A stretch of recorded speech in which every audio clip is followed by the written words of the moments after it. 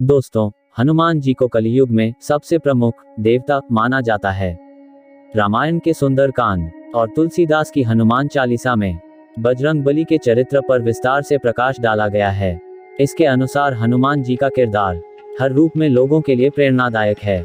हनुमान जी के बारे में तुलसीदास लिखते हैं, संकट कटे मिटे सब पीरा, जो सुमिरै हनुमत बलबीरा।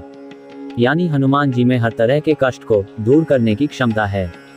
आज हम आपको बता रहे हैं हनुमान जी के कुछ खास गुण, इन्हें अपनाकर आपके सभी कष्ट दूर हो सकते हैं। खास बात यह है कि आपके प्रोफेशनल जीवन में भी ये गुण काफी काम आएंगे। दोस्तों, जब सीता जी से हनुमान पहली बार रावण की अशोक वाटिका में मिले, इस कारण सीता उन्हें नहीं पहचानती थी। एक वानर से श्री राम का समाचार सुन वह आशंकित भी हुई, परंतु हनुमान जी ने अपने संवाद कौशल से उन्हें यह भरोसा दिला ही दिया कि वह राम के ही दूत हैं। सुंदरकांड में इस प्रसंग को इस तरह व्यक्त किया गया है। कपि के वचन सप्रेम सुनी, उपजा मन विश्वास, जाना मन क्रम वचन ये, कृपा सिंधु कर दास। दोस्तों, ये तो हम सभी को पता ही है कि हनुमान जी कितने चतुर थे। हनुमान जी ने समुद्र पार करते समय सुरसा से लड़ने में समय नहीं गंवाया। सुरसा हनुमान जी को खाना चाहती थी। उस समय हनुमान जी ने अपनी चतुराई से पहले अपने शरीर का आकार बढ़ाया और अचानक छोटा रूप कर लिया।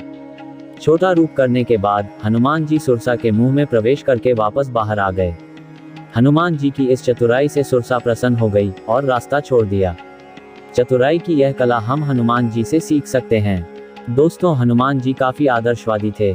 आदर्शों से कोई समझौता नहीं करते थे।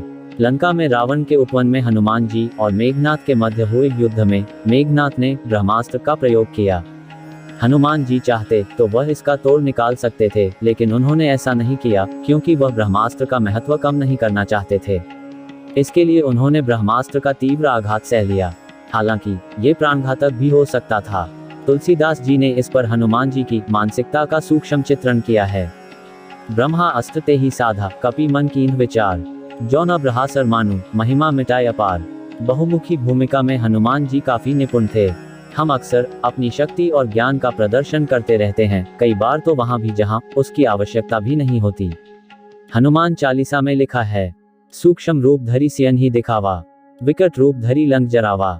सीता के सामने उन्होंने खुद को लघु रूप में रखा क्योंकि यहाँ वह पुत्र की भूमिका में थे, परंतु संहारक के रूप में वह राक्षसों के लिए काल बन गए। एक ही स्थान पर अपनी शक्ति का दो अलग अलग तरीके से प्रयोग करना हनुमान जी से सीखा जा सकता है। हनुमान जी कहते हैं कि समस्या नहीं, समाधान स्वरूप बनिए। जिस समय लक्ष्मण रणभूमि में मूर्छित हो गए, उनके प्राणों की रक्षा के लिए हनुमान जी पूरा पहाड़ उठा लाए क्योंकि वह संजीवनी बूटी नहीं पहचानते थे। हनुमान जी यहाँ हमें सिखाते हैं कि मनुष्य को शंका स्वरूप नहीं, वरन समाधान स्वरूप होना चाहिए। आत्ममुग्धता से कोसों दूर रहें। सीता जी का समाचार लेकर सकुशल वापस पहुंचे श्री हनुमान की हर तरफ प्रशंसा हुई, लेकिन उन्होंने अपने पराक्रम का कोई किस्सा प्रभु राम को नहीं सुनाया। ये हनुमान जी का बड़प्पन था, जिसमें वह अपने बल का सारा श्रेय प्रभु राम के आशीर्वाद को दे रहे थे। प्रभु श्री राम के लंका यात्रा वृतांत पूछने पर हनुमान जी ने जो कहा, उससे भगवान राम भी हनुमान जी के आत्ममुग्धता विहीन व्यक्तित्व के कायल हो गए। नेतृत्व क्षमता हनुमान जी से सीखे। समुद्र में पुल बनाते वक्त अपेक्षित कमजोर और उच्च श्रृंखल वानर सेना से भी कार्य निकलवाना उनकी विशिष्ट संगठनात्मक योग्यता का परिचायक है। राम रावण युद्ध के समय उन्होंने पूरी वानर सेना का नेतृत्व संचालन प्रखरता से किया। समर्पण भी हनुमान जी से सीखे। हनुमान जी एक आदर्श ब्रह्मचारी थे। उनके ब्रह्मचर्य के समक्ष कामदेव भी नतमस्तक थे।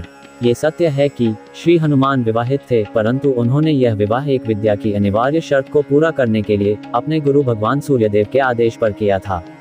श्री हनुमान के व्यक्तित्व का यह आयाम हमें ज्ञान के प्रति समर्पण की शिक्षा देता है। इसी के आधार पर हनुमान जी ने अष्ट सिद्धियों और सभी 9 निधियों की प्राप्ति की।